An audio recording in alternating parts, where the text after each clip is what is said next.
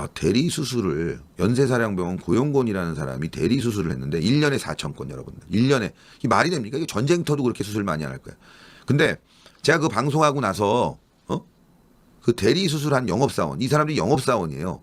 한 건당 5천 원씩 받고 수술을 했대요. 이 영업사원이 연락이 왔어. 아니 세상에 말이죠. 이런 거 생각해 보세요. 대리 수술도 대리 수술이지만 여러분들 수술 받으면 마취하잖아. 마취. 전신 마취하면 이제 잠이 들어요. 아니 그러니까 수면 마취까지 함께 하니까. 근데 그럼 이제 수술하다 오줌도 쌀 수 있잖아요. 그렇기 때문에 이제 관을 끼우는 작업을 한대요. 관. 요도에다 이제 관을 끼우는 작업을 하는데 여성분들의 그 중요 부위를 남성이 의사도 아닌 간호조무사나 뭐 119 구급대원, 하여튼 소방대원, 하여튼 뭐 있다고 그러네. 구급대원. 이 남성이 그냥 끼운대, 남성이 여러분들. 그리고 막 지나가 다니면서 사람들이 대리 그 수술할 때 영업사원들이 그 과정을 보고 말이죠. 이거 얼마나 치욕적입니까, 이거? 너무 충격적이에요. 연세사랑병원만 그런 게 아니라 전국적으로 그럴 것 같긴 한데 특히 연세사랑병원에서 그런 일이 있었다는 거예요. 그러니까 이건 참 어떻게 보면 윤리적으로 좀 문제가 되지 않나. 그리고 대리수술도 너무 문제가 되죠. 아니 영업사원이 의사 면허도 없는 영업사원이 드릴질을 한대. 드릴질. 뼈에다 구멍 뚫는 거. 근데 이거 여러분들 꼭 보셔야 나가면 안 돼. 이거 지금 제가 그래서 그 영업사원하고 인터뷰를 한 영상이 있어요. 인터뷰를.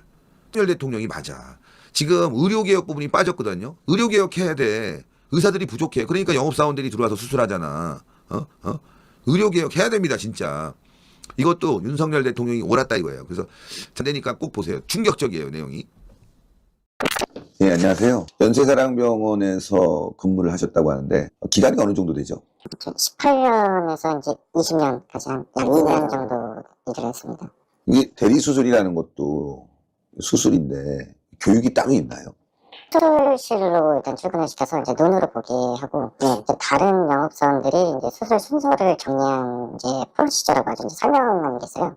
그거를 이제 외우게 하면서 이제 눈으로 보게 하면서, 그리고 그 수술 당시에는 이제 회사 선배와 이제 후배가 이제 2명이 들어갑니다. 그래서 이제 선배랑 이제 후배가 이제 어떻게 해야 될지 모르면 그 상황상을 좀 설명을 해주면서 이 트랙터라고 하죠. 이제 수술 보조기구를 잡아주면서 이것만 잡고 있어라 이런 식으로 좀 알려주기도 합니다.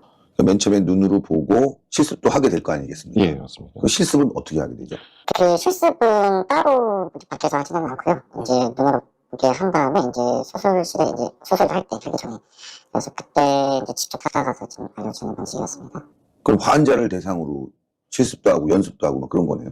예, 그렇죠. 이게 이제 한 환자분당 이제 영업사원 2명이 들어가서 이제 선배는 좀 오래 일을 했으니까 그 상황에 대해서 잘 알 거고 후배는 말 그대로 프로시저 외운 대로 하다가 좀 잘 못할 것 같으면은 이제 수술 보조기구를 이제 선배가 잡아주고 이렇게만 잡고 있어라 얘기를 하면은 그렇게만 해서 이제 조금씩 배우기 시작했습니다. 맨 처음에 이제 보조기구 잡으면서 계속 보고 예. 이것도 좀 해봐 저것도 좀 해봐 뭐 이런 방식이었다는 거죠? 예, 맞습니다.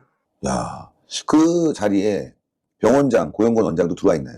수술이 예를 들어서 8개라 그러면은 저는 하나, 2개까지는 들어가는 건 맞습니다. 나머지는 다른 의사가 들어왔었습니다. 다른 사람이? 예. 환자는 고용건 원장이 들어오는 거로 알고 있나요, 그러면?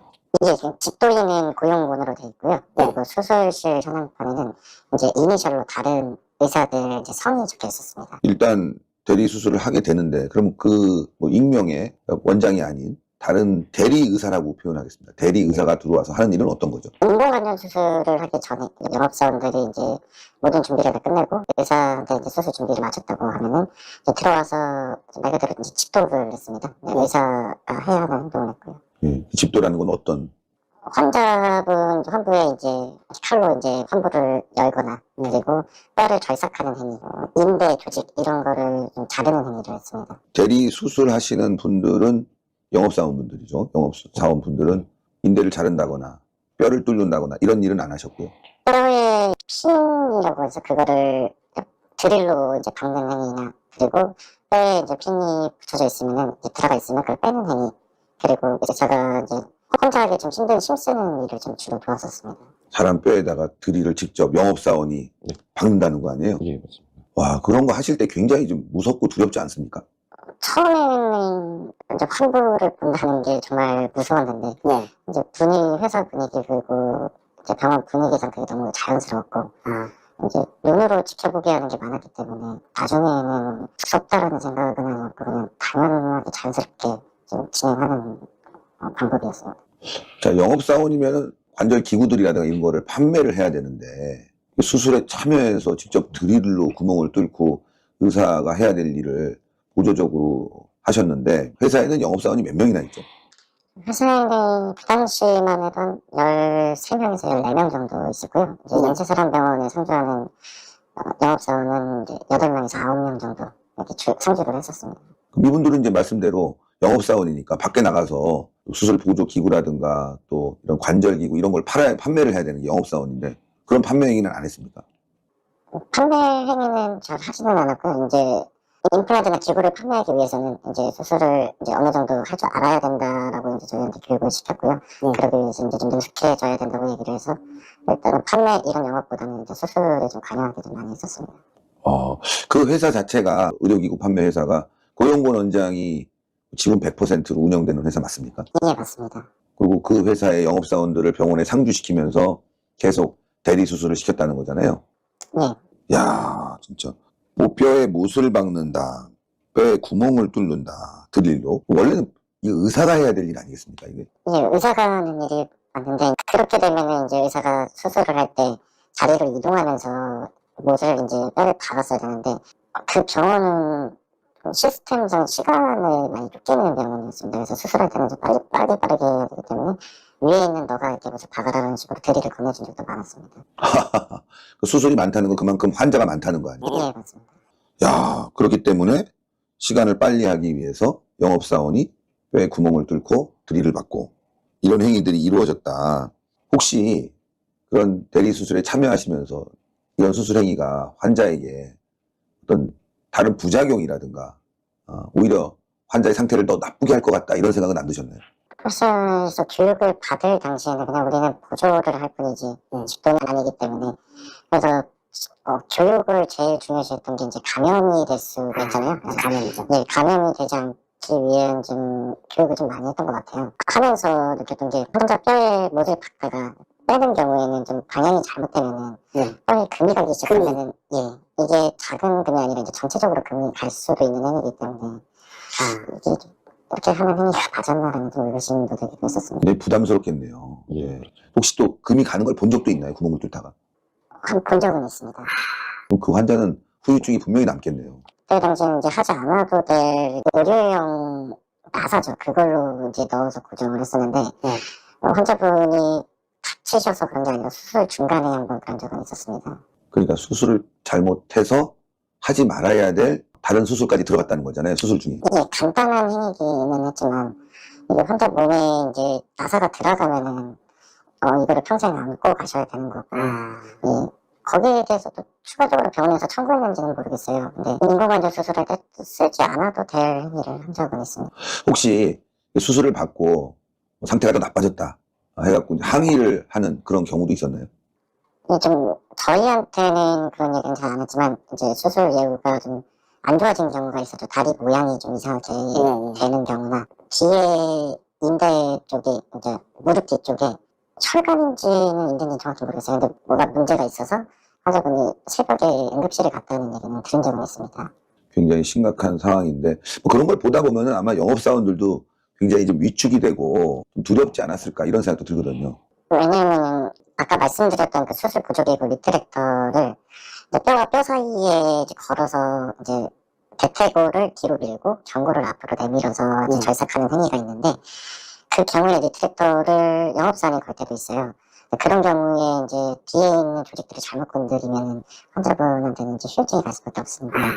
그거가 좀 많이 무서웠고 조심스러웠던 것 같습니다. 그러네요. 자, 여기서 리트랙터 이거 잘 모르거든요, 시청자분들은. 그러니까 이게 수술 보조 행위 중에 하나일 텐데 그 리트랙터가 어떤 거죠? 정확히 말씀드리면 이제 수술 부위의 뼈 안에 많은 인대와 근육들이 있잖아요. 그거를 말 그대로 이제 뼈만 보일 수 있게 이제 그 기구를 걸어서 이제 뼈만 보일 수 있게 절삭할 때 다른 인대를 건드리지 않게 하는 이제 보호하는 그런 기구입니다. 보호하는 기구인데 그걸 영업사원이 잡고 있다. 예. 혹시 이게 밀리면 다른 부위를 건드릴 수 있으니까 굉장히 좀 두렵겠네요. 예, 그렇다고 이제 힘을 좀 많이 주면은, 이제 환자 뼈가 약하신 분들은 이제 뼈를 뚫고 올라오는 경우가 있어서, 거기서가 참 많이 부담이죠. 그런 적도 있나요, 실제로? 예, 환자분이 좀 약하신 분들은 이제 뼈가 이제 리트렉터 끝에 걸려서, 이제 뼈가 살짝 뚫리는 경우가 있었습니다. 굉장히 고도의 기술이 필요하고 전문성이 필요한 부분인데 영업사원들에게 그런 일을 시켰다는 게 저는 충격적이고, 그렇게 수술에 참여하게 되면은 받는 비용이 있다면서요, 또. 예, 급여 이외에 이제 한 건당 이제 5,000원씩 이렇게 추가 인센티브로 받는 개념이 있었습니다. 한 건당 예. 5,000원. 이 상상이 좀 안 가는. 굉장히 심적으로 부담이 될 텐데, 사실 뭐 이제 늘상 그렇게 하는 일이다라고 선배들은 얘기하고 다른 병원도 그렇게 하니까 별 문제가 안 된다. 그렇게 또 이제 들어오셨기 때문에 또 뭐 수술 보조에 참여하셨겠지만, 하면서 혹시 그렇게 교육을 받고 그런 얘기가 오고 갔지만, 혹시 그 영업사원들 중에서 이건 좀 너무 심한 거 아니냐 이런 행위를 한다는 게 그런 어떤 회식 자리라든가 개인적인 이런 대화에서 나온 적도 있나요? 불만이 많았던 직원들은 이제 다 그만두고 예, 퇴사를 하시고, 가끔씩 이제 회식을 할 때는 이렇게 사는 게 맞는가라는 얘기가 좀 나오기도 했었습니다. 불법적인 일이 있으니까 아무래도 경험이 많아지면 부담이 될 수뿐이 없는, 그래서 퇴사를 하셨던 거로 알고 있는데, 자, 여기서 보니까 지금 이제 영업사원들에 대한 고용검 병원장에 대한 협박도 있었다고 하네요. 제가 이제 공익 제보를 하고부터 이제 어느 순간 이제 저희 정체를 알았나 봐요. 그래서 협박 문자로 이제 고소 고발을 해버린다고 이렇게 받은 적도 있고, 지금은 실제로 그렇게 고소 고발을 당해서 이제 경찰 조사를 얼마 전에 좀 받고 나왔었습니다. 나머지 영업사원들도 좀 부담이 굉장히 되겠네요. 그런 부분이. 제보를 하는 게 정말 어려운 일이죠. 그러니까 기본적으로 이 일이 불법이라는 게 전제되다 보니까 만약에 이제 경찰 조사 받을 때도 처벌을 받을 수 있는 상황이 있다 보니까 아마 좀 그냥 모르고 지나가지 뭐 경찰 조사 받고 뭐 힘든데 이런 상황들이 아마 영업사원들에게 많을 것 같은데, 또 게다가 협박까지 받게 되면 너무 힘들 것 같은데, 이 병원이 굉장히 사람들도 많고 말씀 들어보니까 엄청난 수익을 벌어들이는 그런 병원이고, 여기에 또 법조인들까지 변호사들까지 아주 막 달라붙어 있으니까 더 부담이 되겠네요. 개인 입장에서는. 제보를 하면서 이제 언론사 쪽에서도 좀 붙은 쪽을 봐서 근데 좀 사람을 만나기가 좀 많이 힘들고 좀 정신적으로 좀 많이 힘들더라고요. 그렇겠대요. 그렇겠어요. 일례로 뭐 방송국에서 이 문제를 취재하면서 직접 인터뷰도 했는데 보도는 안 됐다면서요? 가서 좀 인터뷰 촬영까지 했는데 보도도 안 되고 그 이후로 제가 협박 문자를 받았던 것 같아요. 그러니까 공익 제보를 했는데도 불구하고 보도는 안 되고 협박 문자는 받고 있고, 뭐 그렇다 보면 개인적인 어떤 그 압박감이 엄청 날 거예요. 이 사람도 힘이 많구나, 세구나, 내가 함부로 건드리면 안 되겠구나, 이런 굉장한 그 심리적 압박감이 들겠네요. 기억나는 게 이제 인터뷰를 하기로 한 기자가 이제 만나기로 한 장소에서 전화를 받고 있더라고요. 그래서 바쁘신가 봐요 이렇게 물어보니까 이제 이 인터뷰를 한 방송 언제 방영을 하는지 청사가 연락이 왔었다라고 얘기를 했던 걸로 기억을 합니다. 그래서 저 같은 이제 일반 시민이 그렇게 힘있고 돈이 많은 사람을 건드린다는 게 많이 좀 힘들고 일상생활까지도 영향을 좀 많이 끼치는 것 같습니다. 또 한 가지 질문을 좀 드리고 싶은 부분이 있는데, 그 소변줄 관련해서 삽입하는, 네. 소변줄을 삽입하는 이제 과정이 있는데, 이게 의사들이 해야 되는 거고, 저는 그렇게 알고 있거든요. 예. 맞습니까? 의사들이 하는 겁니까? 정확하게는 딱 의사가 해야 된다는 것까지는 정확하게는 모르겠습니다. 그 병원에서 봤을 당시에는 의료행위를 하더라도 좀 윤리적인 부분이 있잖아요. 그렇죠.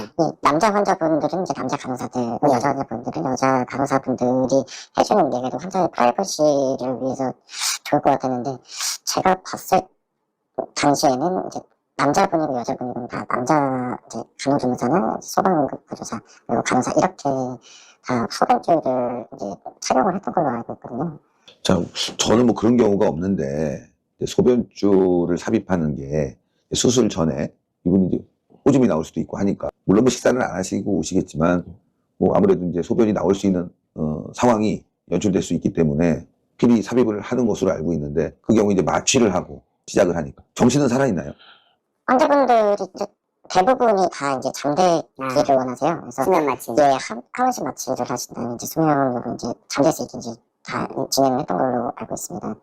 그래서 이제 마취 전까지, 하반신 마취 전까지만 환자분들이 이제 의식이 있으시고, 이제 그 다음부터는 이제 재워주시기 때문에, 그리고 그 준비되고 수술이 다 끝나기 전까지는 다 대부분이 다 주무셨었습니다. 그 상황에서 남자 조무사든지 간호사든지 소방응급대원이든지 이런 사람이 들어와서 소변줄을 삽입하는데 여성도 남자가 삽입을 한다. 그건 좀 윤리적으로 환자에게 또 그걸 알게 되면 굉장히 치욕적이겠네요. 예, 그렇죠. 이제 그 수술방 내에는 의료인들이 한 명만 있는 것도 아니고 저희 같은 일반 사람들도 그 지나가다가 본 적이 있는데 만약에 저였다면 이게 좀 많이 수치스러웠을 것 같습니다. 누구든지 그런 상황이긴 하죠. 예. 직접 여성의 중요한 부위에 삽입을 하는 거잖아요. 남자가 한다는 게 참 저도 상상이 좀 가기 어렵고 이걸 알게 되면 가족이라든가 본인도 굉장히 수치스러울 텐데 게다가 수술 때에도 대리 수술이 실행이 되고 그 과정에서 굉장히 여러 가지 문제점이 발생을 될 수 있는 요지들도 많고 실제로 문제가 발생되고 예. 하여튼 심각한 것 같습니다. 굉장히 큰 용기를 내셔서 너무 감사드리고 저희는 꼭 보도를 할 겁니다. 보도를 해서 많은 사람들이 이 문제에 대해서 심각성을 인식하고 다시는 이런 일이 벌어지지 않게끔 할 텐데 많은 분들에게 우리 시청자분들에게 이 대리수술과 관련해서 연세사랑병원과 고용권 원장에게 하고 싶은 말씀이 있다면 이 시간을 빌어서 말씀 부탁드리겠습니다. 평생에 한 번뿐인 수술이고 이제 안 할 수도 있는 수술이지만 환자된 입장에서는 그 의사를 보고 막 내 몸을 맡기고 수술을 하는 거잖아요. 근데 이건 환자를 속이는 거는 기만하는 거고 이게 내 가족, 내 부모님, 내 자식이라고 생각하면은 이거는 꼭 근절이 되어야 된다는 것 같습니다. 그리고 저 같은 피해자가 더 이상 좀 발생을 하지 않았으면 좋겠습니다. 오늘 말씀 감사하고요. 용기 내주셔서 이렇게 제보해 주셨는데 꼭 보도해서 문제가 바로 잡힐 수 있도록 노력해 보겠습니다. 감사합니다. 네. 아, 심각하죠? 예. 너무 심각합니다. 그래 저희가 방송사도 권력의 힘에 눌려갖고 말이죠. 그게 뭐 정치권이 아니라 돈과 힘을 가진 사람들에 의해서 이 조작을 당하다 보니까 이 보도를 제대로 못했나 봐요. 그래서 굉장히 힘들어하시던 영업사원의 이 인터뷰 내용을 그대로 보도하게 됐습니다. 윤석열 대통령이 의료개혁 추진하고 국가 정상화를 위해서 뛰고 있는데 여러분도 아시다시피 지금 의료개혁 제대로 진행이 안 되고 있죠. 의사들은 괜찮다 우리는 의사 수가 모자르지 않다 하지만 1년에 4,000건씩이나 대리수술하고 이런 상황들이 전국적으로 벌어지고 있다는 건 의사들이 부족하다는 거 아니겠습니까? 문제가 심각하고 특정 병원들은 말이죠. 유명세를 가지고 방송에 나가서 마치 명의인 양 행세하고 그걸 가지고 막대한 이득을 취하고 있다면 이건 꼭 바로 잡아야 됩니다. 그래서 저는 윤석열 정부가 탄핵을 딛고 일어나야 된다고 생각합니다. 국가 정상화 시켜야 됩니다. 언론 바로 잡아야 돼요. 조중동 엉망진창, 포탈도 엉망진창. 예. 지금 정치권이 너무나 악질적으로 민주당에 의해서 의회 폭거가 진행되고 있는데 하여튼 여러분들 대한민국 바로 잡기 위해서 우리 뭉쳐야 되겠습니다. 싸워야 돼요.